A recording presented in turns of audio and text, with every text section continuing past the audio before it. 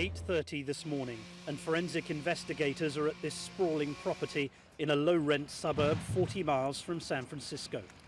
They've been sifting evidence for 4 straight weeks, and still the dust has not been allowed to settle. They believe it may yet give up further secrets of child abductions, even murders, unsolved for decades, perpetrated by the occupants. We did begin digging today, and we specifically started at the areas of interest. But one child abduction appears to have been resolved. Philip and Nancy Garrido are facing 29 criminal counts, including kidnap, rape, and the false imprisonment of J.C. Lee Dugard. Both have pled not guilty. As police continue to build their case, new insights are emerging into the criminal minds of a couple who allegedly snatched J.C. 18 years ago. On the morning itself, you're in the house behind us. And J.C. is about 3/4 of the way up here, walking up the hill to the school bus stop. Carl Probin was J.C.'s devoted stepfather. So you see the car, what, just lunge into this area here? Right, it sped up, crossed the street, and she was walking up this way to the hill, cut right in front of her. The driver got her, and as soon as I saw that there was some dust like right here, and I saw a door fly open real fast, and I heard one scream. This is 911. On Pioneer Boulevard, the wash zone. My daughter was just kidnapped. The unthinkable had happened. 11-year-old J.C. brutally abducted by strangers less than 100 yards from her home. She's pretty, young, innocent child, and it's time that she comes home. Is that car look familiar to you? Police say the man responsible was a registered sex offender.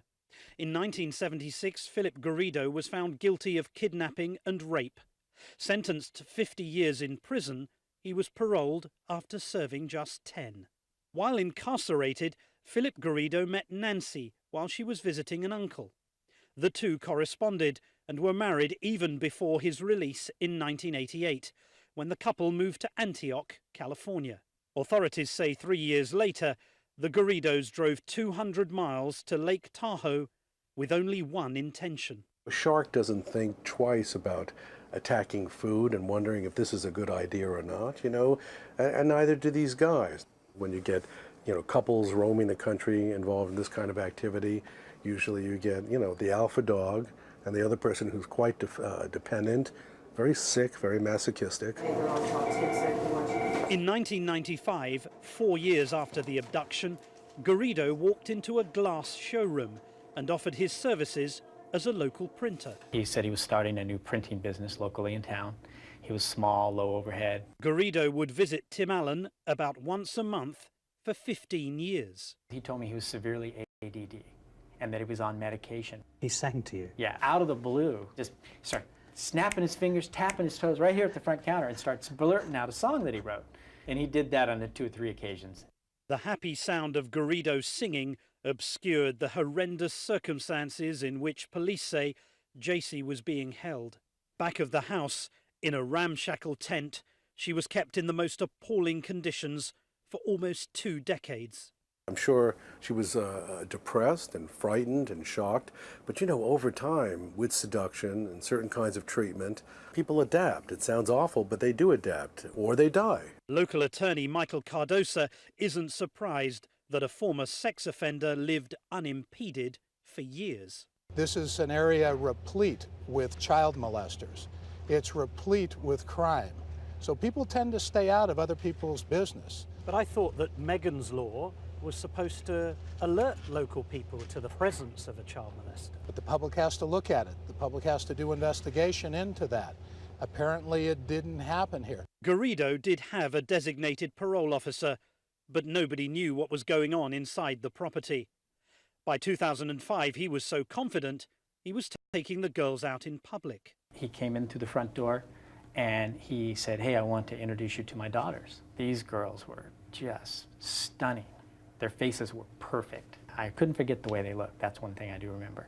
Little did Tim Allen know that these beautiful children were likely the result of Garrido's hideous crime. J.C. had given birth to the first when she was just 14.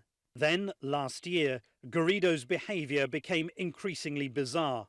He said he was launching a church and carried around a bizarre invention. It was a kind of a cardboard box, and it was wrapped with kind of a solid paper with maybe some lines in it. And it had an electrical jack in the side, like for an earphone. What I understood him to say is that by listening to this, I could hear him thinking. Like a form of telepathy. Exactly, exactly. And he said that his information coming from God would come through the box also. What do you hear? The ocean. I hear nothing. I just got a weird, uneasy feeling. The case finally broke when Garrido brought his daughters to a meeting with 2 UC Berkeley police officers. He wanted to hold a religious event on college grounds, but his strange behaviour and the presence of the 2 young girls were enough to prompt the officers to contact Garrido's parole officer, who knew nothing of the children. The tents and outbuildings in the backyard were placed in a strategic arrangement to inhibit outside viewing and to isolate the victims from outside contact. JC is undergoing intensive counselling.